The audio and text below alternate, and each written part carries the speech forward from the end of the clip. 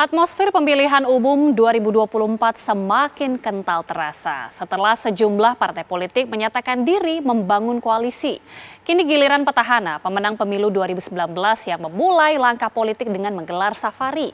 Puan Maharani pun ditunjuk untuk menjembatani kemungkinan berkolaborasi. Berikut laporan utama, safari politik pembuka jalan Puan.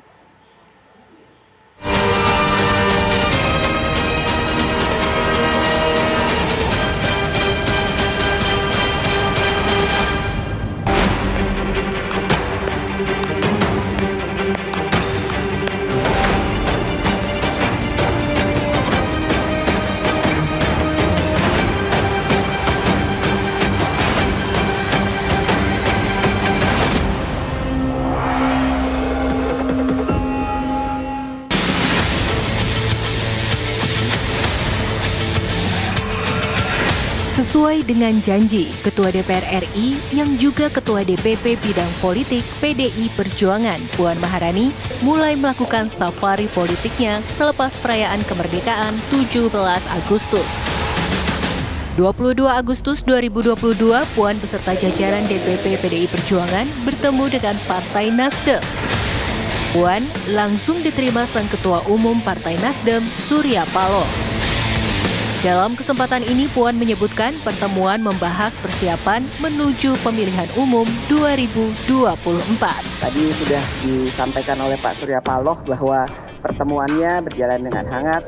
Sesudahnya saya disuguhi makanan yang enak sekali.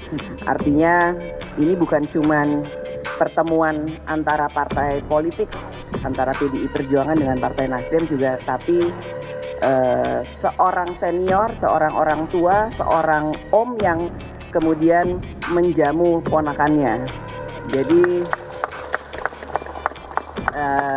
ini adalah pertemuan yang pertama, namun kami bersepakat bahwa bukan pertemuan yang terakhir.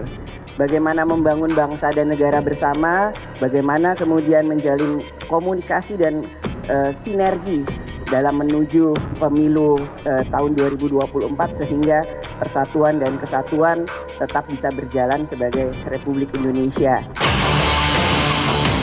Menyinggung hasil Rakernas Partai Nasdem yang menempatkan salah satu kader PDI Perjuangan sebagai bakal calon presiden yang diajukan. Ketua Umum Partai Nasdem Surya Paloh tak menampik jika nanti Nasdem bisa mengusung nama Puan Maharani sebagai bakal capres. Rakernas ya menempatkan posisi ini Mas Ganjar sebagai bakal calon salah satu dari 3 nama, itu benar. Tapi suasana itu berkembang dan dinamis sekali. Saya kedatangan Mbak Puan ini kan saya lihat-lihat juga.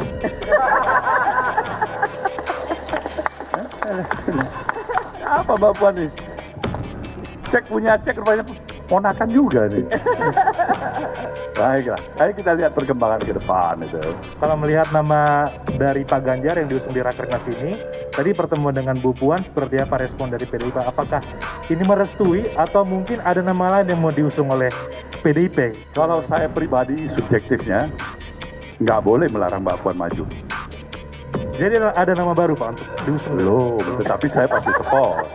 Tapi kalau Pak Bu Puan ini termasuk dalam radar Nasdem nggak untuk kemudian di... Udah ketemu begini masa nggak masuk dalam radar? Pengamat melihat safari politik PDI Perjuangan dengan partai-partai lain adalah bentuk penjajakan untuk bekerja sama di pemilihan umum 2024, khususnya pemilihan presiden. Sekalipun PDIP terlihat sangat siap menghadapi pemilu 2024, bisa mengusung jagoan sendiri, capres dan cawapres, tapi untuk kepentingan politik elektoral jangka panjang, tentu untuk menang pilpres, dan tentu juga untuk mengamankan kekuatan politik parlemen, PDIP tidak bisa berjalan sendiri.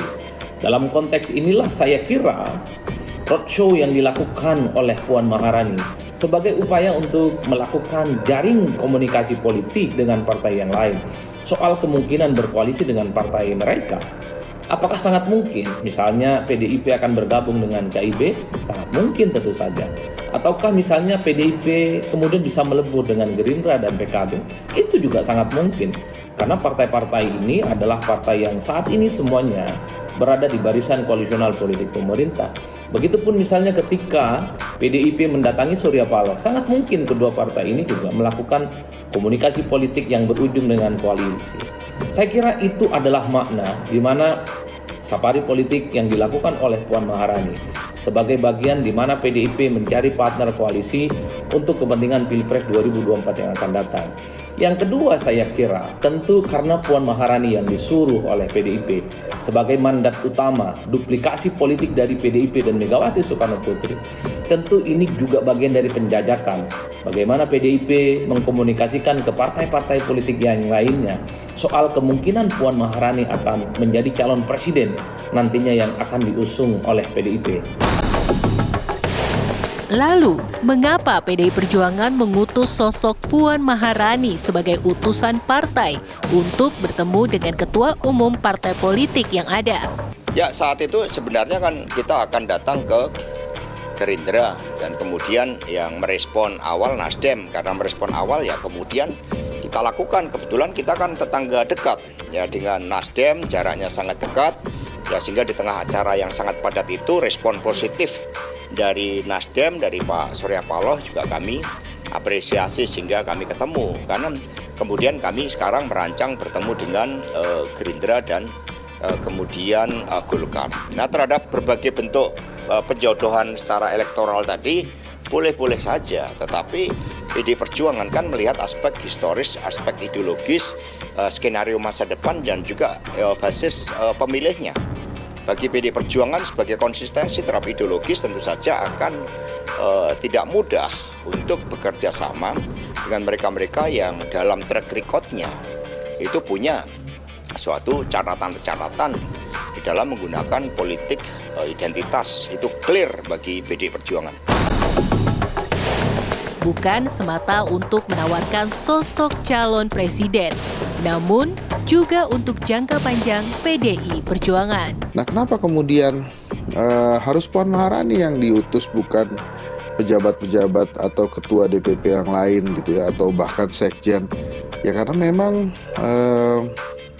anak ideologis PDI Perjuangan ya Puan Maharani, dan kemudian garis Soekarno itu adanya di Puan Maharani. Jadi safari ini menurut saya bukan hanya untuk 2024 pencapresan saja, tapi menurut saya juga Ibu Megawati sedang mempersiapkan calon ketua umum yang mumpuni untuk PDI Perjuangan sehingga tetap bisa solid ke depannya.